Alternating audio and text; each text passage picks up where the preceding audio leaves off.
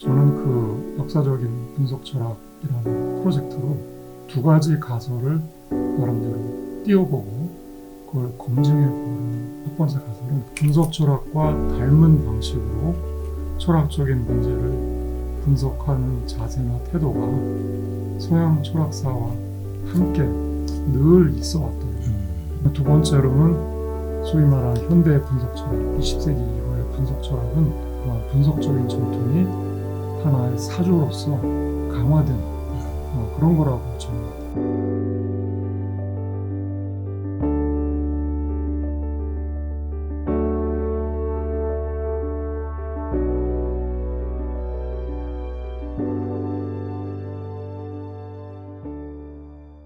비트겐슈타인이 유고라든지 이제 수많은 어떤 저술들을 통해서 보여준 선생님 입장에서는 이건 꼭 구도자의 삶으로서의 어떤 저술은 아닐 수도 있겠구나 라고 하는 어떤 점에서 그렇게 느끼셨나요? 그거는 이제 제가 찾게 된 다른 철학자하고 비교를 하면 그 차이가 확연해지는데요. 네. 저는 그 미국에서 박사 논문을 제출하기 전후해서 하이데거의 저술들을 읽게 되었습니다.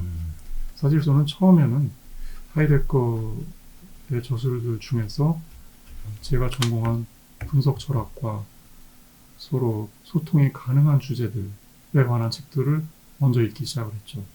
즉 과학사에 대한 하이데거의 분석, 네. 또 논리학사에 대한 하이데거의 분석, 또 언어 철학에 대한 하이데거의 공헌, 이런 작품들을 보면서 제가 연구한 분야에 대해서 영미 철학자가 아님에도 불구하고 훨씬 더 깊고 풍성한 담론을 보여주는 사람이 하이데거라는 것을 깨닫게 되었는데, 그보다도 이제 비트겐슈타인과 비교를 해보자면 하이데거는 그 비트겐슈타인과 달리 작품들이 다 나름대로의 완결성을 가지고 있습니다. 네. 성공적인 작품들이죠. 네. 그에 반해서 비트겐슈타인은 작품이라고 할 만한 걸 남기질 못했어요. 다 미완성의 유고로 쓰다가만 책들이죠. 논고는 하나의 완결된 유일한 작품이라고. 네. 근데 책이라고 하기에는 너무 간략하죠. 네. 팜플렛 수준의. 네. 그 데리다가 그라마톨로지에 관하여라는 작품에서 책과 텍스트를 구별을 하잖아요. 네. 책이 지니는 완결성을 비판을 하면서 텍스트가 우리의 삶에 더 가깝고 텍스트는 살아 움직이는 생물 같은 거고 시작과 끝이 없는 거고 계속 진행 중인 거라는 식으로 이야기를 풀어가는데, 그런 점에서 빗대어 보자면 비트겐슈타인은 텍스트를 쓰다가 인생을 보낸 사람인 것 같고 거의 다 일기거든요. 하루하루에 그 떠오르는 단상들을 메모하는 식으로 3만 페이지의 작업을 하다가 간 사람이고, 그에 반해서 하이데거는 그 기승전결이 분명한, 그리고 굉장히 많은 주제들을 그만의 어떤 탁월한 철학사적인 감각에 맞춰서 자기가의 작품들이 그 놓여있는 그 위상, 철학사적인 의, 이런 것들을 잘 그 이해하고 배치시킨 아주 훌륭한 철학자라는 것을 깨닫게 되었습니다. 그렇게 보면은 결국에는 선생님께서 가지고 계신 어떤 철학적 기둥이라고 해야 될까요? 선생님이 이제 철학을 공부를 하시고 계속 철학을 해가시는 과정에서 경험하신 어떤 철학적 각성이라고 해야 될까, 이런 것은 대학교 4학년 때에 이제 비트겐슈타인을 만나면서, 그리고 유학 시절에 하이데거를 만나면서, 그게 이제 두 기둥이라고 봐야겠네요. 그리고 이 두 기둥이 결국에는 조금 지나친 어떤 그 일반화하긴 합니다만은 이 책에서 사실은 용해가 되는 셈이라고 볼 수도 있겠네요. 그러니까 하이데거가 철학사를 중심으로, 사실은 그의 철학 자체가 하나의 철학사가 아닌가 생각을 하는데요. 이 책이 이제 보니까 선생님께서 생각하시는 하나의 그 철학사적 해석을 치밀하게 전개를 해가고 계시고, 그런데 그 방법은 사실 상당히 비트겐슈타인적 방법을 사용하셔서 철학사를 접근하시고 계시다는 생각을 했거든요. 물론 이제 그거는 비트겐슈타인적 방법이라기보다는 비트겐슈타인이 스스로는 부정했겠지만 어쨌든 현대 분석 철학이 비트겐슈타인에게 크게 빚을 지고 있는 건 틀림없는 사실이니까 선생님께서 생각하신 그 두 개의 선생님의 철학적 여정에 상당히 두드러진 두 개의 기둥, 비트겐슈타인과 하이데거라는 두 개의 기둥이 어떤 식으로 이제 이 책에서 만나는가를 중심으로 이야기를 해나가면 좋지 않을까 싶습니다. 역사적 분석 철학이라는 책을 기획하신 건 언제쯤인가요? 기획을 했다는 게 책으로 내기로 생각을 한 거를 여쭤보시는 건지 아니면 원고들을 그 작업을 시작한 게 언제부터인지를 여쭤보실 건지. 그렇다면은 이 책이 애초에 어떤 기획을 가지고 이 글들을 모으시든 새로 쓰시든 했다기보다는 일단은 모아진 글을 토대로 해가지고 책을 내야겠다고 생각을 하신 건가요? 네, 그렇죠. 아, 그렇군요. 그러면 이 책의 이 부분들 중에 가장 오래된 꼭지는 어떤 꼭지인가요? 2부 근대성에 들어가는 세 장이 있죠. 5, 6, 7장. 네. 이게 가장 오래된 겁니다. 아, 그렇군요. 그러니까 2부 근대성의 해부. 네. 여기 이 세 장이로군요. 그러니까 명제의 구분과 지식의 근거, 그리고 근대 과학 철학을 뒤흔든 휴메 문제, 그리고 이론의 세계, 라이프니츠와 칸트. 이 부분이군요. 이거는 언제쯤 작업을 하셨던 건가요? 제가 대학 재학 중에. 아, 그렇습니까? 네. 물론 그 뒤로 손질은 했지만 드래프트는 대학 재학 중에 했습니다. 그렇게 보면 이 책은 그야말로 선생님의 어떤 철학 여정이 시대적으로 담긴 글이라고도 하죠. 그럼 가장 최근에 쓰신 글은 역시 그 일장 태초의 정보가 있었다 이것인가요? 네. 그런 점에서 보면 선생님께는 상당히 의미 있는 출간이라고 할 수 있겠네요. 선생님께서 79학번으로 맞습니다. 알고 있는데 그러면 이제 80년대 초반부터 예. 2024년까지 이르는 네. 뭐 2024년이 마지막 그 글은 아닐지 몰라도 적어도 그러면은 거의 한 40년에 걸친 네. 그 노고가 깃들어 있는 모작이군요. 그러니까 오히려 더 이 책이 좀 더 입체적으로 다가오네요. 그러니까 2부의 근대성의 해부라는 제목을 가지고 있는 이 2부가 사실은 어떤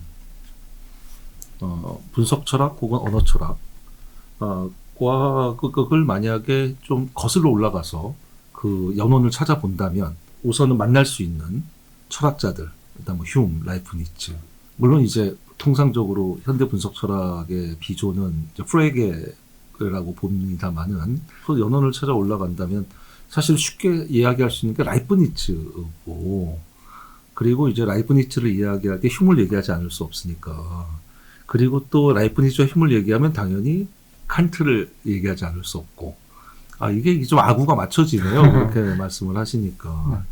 그래서 여기를 중심으로 해가지고 이제 확장을 해 나가기 시작을 하셨고, 그리고 또 말씀하셨던 대로 비트겐슈타인과 하이데거를 만나면서 그것이 좀 더 포괄적이고, 그리고 좀 더 입체적으로 철학사가 드러나게 되는 뭐 이런 식의 어떤 그 과정을 보여주시지 않았나라는 생각이 듭니다. 제가 일단 첫 번째 질문을 좀 드리자면 이 책에 대해서, 이 책의 제목이 역사적 분석 철학인데, 제가 느끼기에는 역사적 분석 철학이라는 제목을 접했을 때 크게 두 가지의 어떤 해석이 가능하지 않나라는 생각을 했습니다. 첫 번째는 말 그대로 이제 뭐 역사적 분석 철학이라 그러면 통상적으로 생각을 할 때 분석 철학은 이제 뭘 역사적이다 라는 어떤 인식이 있는 것 같아요. 저도 사실 그런 인식을 좀 가지고 있습니다.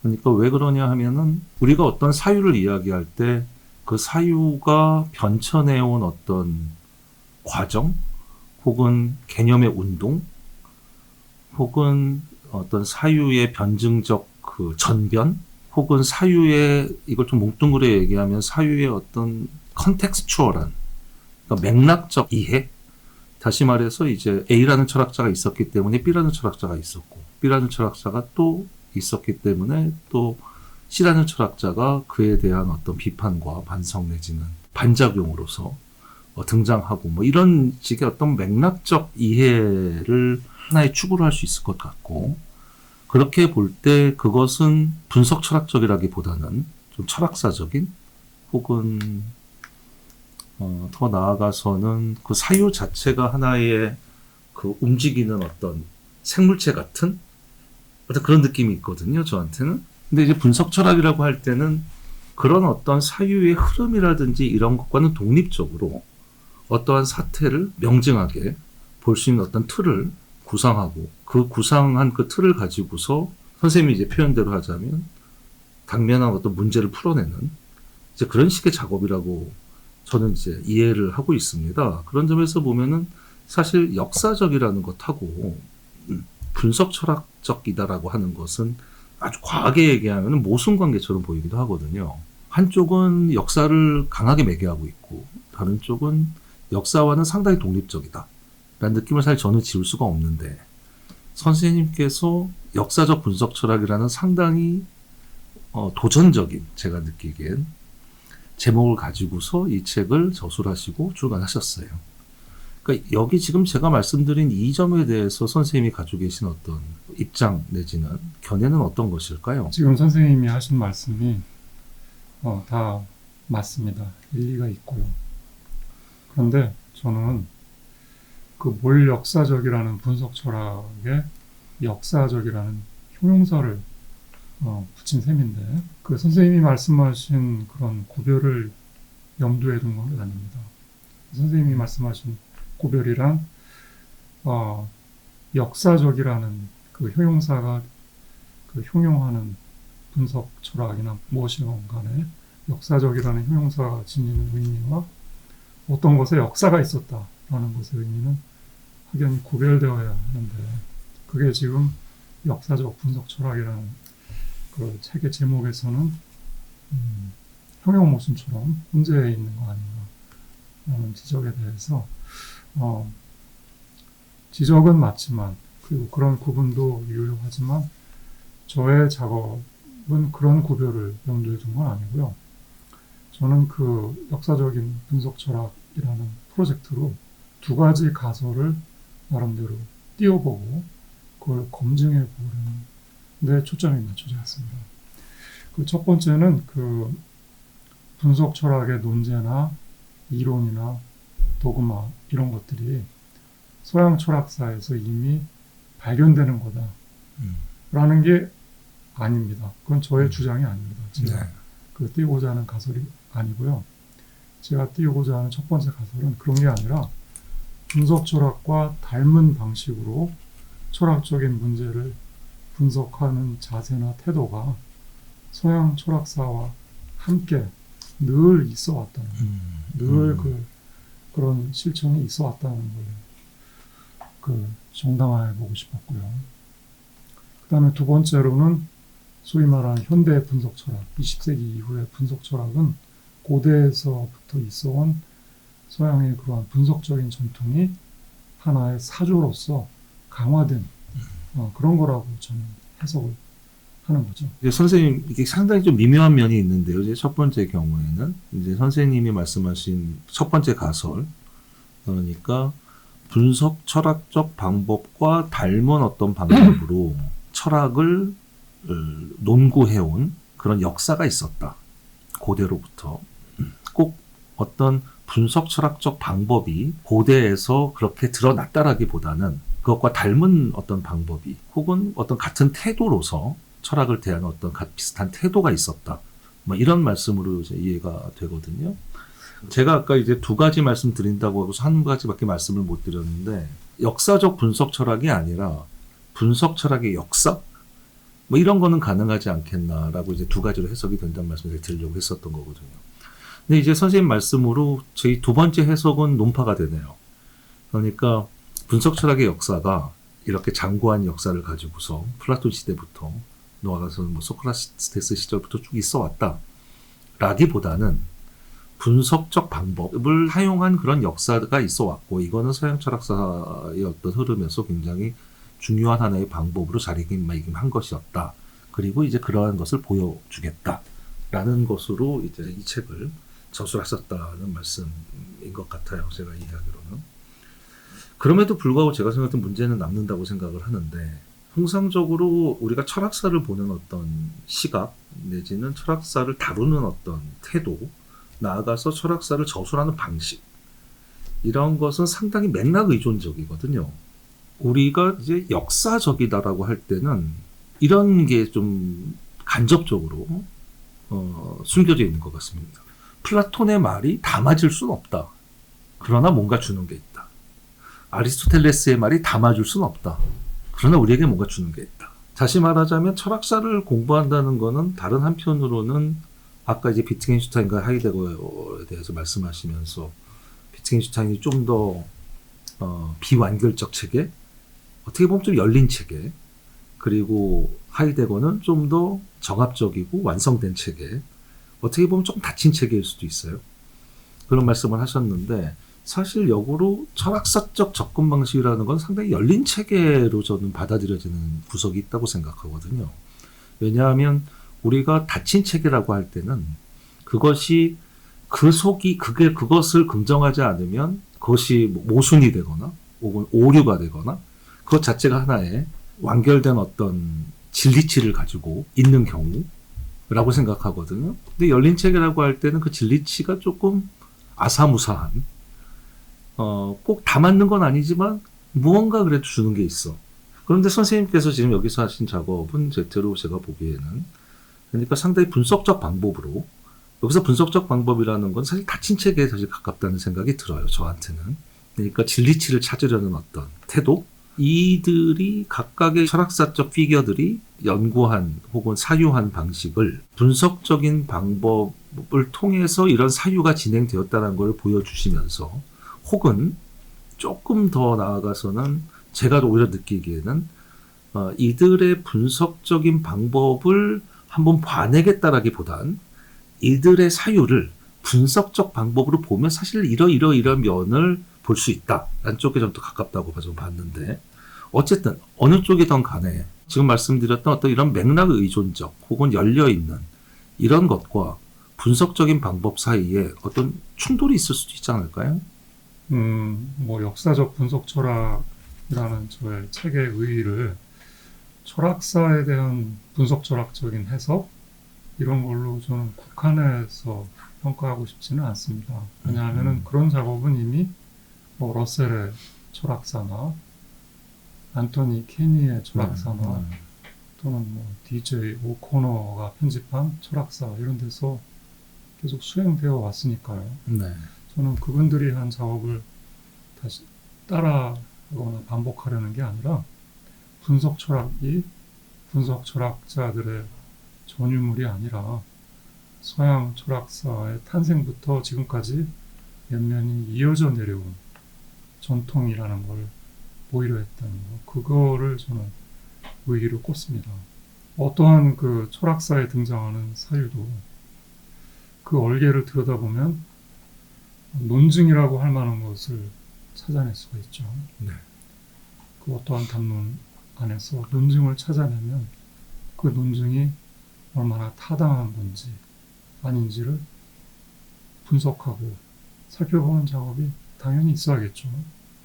그리고 그거는 분석 철학자들의 전유물만은 아니고 그러한 사유를 지어낸 사람들도 그런 그 자기 사유의 얼개가 지니는 정합성이나 어떤 논증적인 타당성 이런 것에 대한 성찰이 다 각각이 스며 배어 있습니다. 이런 것들이 계속 그 누적이 되면서 또 전승이 되면서 20세기의 하나의 철학 사조로 그 포텐을 터뜨린 게 분석 철학이라는 생각이 들어요. 그래서 저는 분석 철학의 방법으로 철학사를 막 그 난도질하려는 게 아니라 철학사에 등장하는 거장들이 했던 사유 중에 그 우리가 분석적이라고 할 만한 사유들을 잘 풀어 펼쳐 보이는 그런 작업을 한 걸로 이해해 주셨으면 합니다. 약간 이제 질문을 포커스 조금 옮겨서, 선생님이 생각하시는 그렇다면 사유에 있어서 논증의 역할은 어떤 것일까요? 소위 뭐 분석적 논증이라고 해도 좋겠습니다만은 아주 극단적인 경우에는 논증이 중요한 게 아니고 내가 무엇을 받느냐가 중요하다고 얘기할 수도 있잖아요, 누군가가.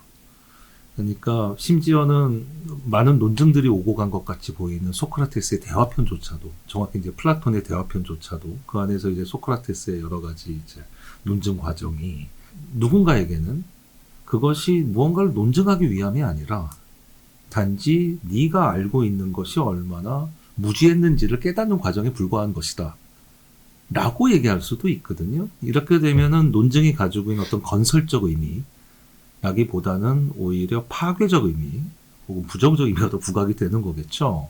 혹은 뭐 예를 들어 달라이 라마가 뭐 이런 얘기 했다는 게 아니고 뭐 이렇게 누군가가 와서 도대체 산다는 건 어떤 겁니까? 말을 물어봤는데 달라이 라마가 뭐 산다는 건 지게를 지고 산을 올라가는 것 같은 것이지 뭐 이런 얘기를 했다고 한다면 그건 사실 논증이 아니잖아요. 그렇다면은 어쨌든 선생님께서 논증을 중심으로 철학사를 해석하셨고 그리고 그들이 이러이러한 어떤 분석적 논증을 해왔다. 그들의 사유에서 라고 말씀하신다면 실제로 그냥 뭐 철학사고 뭐 이런 걸 다 떠나서 선생님께서 철학에서 논증이 가지는 어떤 무게는 어떤 거라고 생각하시나요? 저는 그 논증이 철학의 전부라는 생각은 한 번도 해본 적이 없습니다. 그 다음에 고전을 읽을 때 그 반드시 논증을 봐야 한다라는 주장도 제게는 낯섭니다. 그 고전적인 사유는 여러 가지 위대한 요소들이 혼재해 있고 논증은 그 중에 하나일 뿐이라는 생각이 들어요. 그렇다고 해서 논증을 완전히 무시할 수는 없죠. 아까 선생님께서 들은 예에서 불교의 그 말씀들을 거론하셨는데 해탈을 추구하는 불교에 또 눈부실 만한 논리학자들의 탁월한 작업들이 또 있어 왔습니다. 불교 논리학자인 디그나가나 다르마키르티 이런 분들의 작업은 현대 논리학자의 관점에서 보아도 너무나 탁월한 작업이고 그게 불교의 그 해탈의 위대한 가르침과 동떨어져 있는 게 아닙니다. 그 안에 잘 녹아들어 있고 그래서 불교의 철학은 그 해탈을 중심으로 한 연기론도 봐야 되지만 논리학적인 측면에서의 공헌도 짚어갈 충분한 가치가 있는 거죠. 서양 철학사도 마찬가지라고 생각합니다. 플라톤의 대화편에 위대한 가르침이 굉장히 많이 있는데 또 그 중에서는 그 논증의 얼개, 말들의 질서에 대해서도 살펴보아야 할 것들이 있습니다. 그다음에 그 당시에 철학 사상가 분들도 그런 감수성을 가지고 있었고 그걸 뭐 나름대로 형식화하려는 작업을 했었죠. 뭐 아리스토텔레스가 대표적인 그 업적을 남겼고요. 그래서 아리스토텔레스의 철학을 논리학의 출발로 놓지 않습니까? 논리학적인 그리고 분석적인 그러한 그 사유 방식은 서양 철학사의 시작부터 있어 왔고 또 이게 꼭 서양 철학사에만 해당되는 것도 아닙니다. 인도 철학사, 불교 철학사, 현진시대 철학사에도 논리학적인 그러한 작업들을 결코 간과할 수 없는 중요한 그 요소들이죠. 그럼 이렇게 이해를 해도 되겠습니까? 깨달음으로 가는 다양한 길이 있을 수 있는데 그 중에 한 길이 어떤 논증적인 혹은 논리적인 길도 있을 수 있다. 이렇게 이해를 해도 되겠습니까? 뭐 예를 들어 이를테면 선생님께서 불교 말씀하시니까 제가 바로 떠오른 거는 까르주나가 떠올랐거든요. 중론이 떠올랐는데 중론이라는 게 물론 저도 이제 중론이 워낙 복잡한 논의를 가지고 있고 해서 다 이해하고 있지는 못합니다만 어쨌든 무언가 가장 그 깨달음에게 있어서 중요한 것은 어떤 가장 이상적인 어떤 포인트를 잡아가는 것인데 그걸 이제 중이라고 한다면 그거를 이제 잡아가는 과정을 실제로 나가르주나가 펼쳐가는 방식은 논리적인 방식으로 펼쳐가잖아요. 그러니까 이런 논리적인 방식을 쫓아갔을 때 뭔가 이제 깨달음을 얻을 수 있는 그런 식으로 그런 식의 어떤 의도를 가진 것으로 중론이 구성되어 있다고 저는 생각을 합니다. 마치 그런 것처럼 논증이라든지 논리라든지 이런 것이 어떤 깨달음으로 이를 수 있는 어떤 하나의 그 산길 중에 하나, 정상으로 가는 산길 중에 뭐 다양한 산길이 있겠죠. 뭐 경우에 따라서 뭐 이제 뭐 간화선 같은 데서는 뭐 아주 극단적인 경우에는 뭐 죽비로 내려치면서 깨달으라고 그런 경우도 있고 이러니까요. 그렇게 이해를 해도 될까요? 일단 말이 있는 곳에는 말의 질서에 대한 성찰이 필요합니다. 그리고 말의 질서에 대한 성찰이 필요한 곳에는 분석 정신이 들어가게 되고 거기서 싹 트는 게 논증과 논리학 뭐 그런 식으로 얼개를 잡아나가면 되겠습니다. 저의 경우에는 나가르주나는 그 이전의 아비달마를 비롯한 여러 초기 불교 철학의 논사들의 논증들을 해체하는 그런 데 위대한 공헌을 남긴 해체론적인 철학자이자 논리학자로 기억합니다. 조금 더 구체적으로 좀 보겠습니다.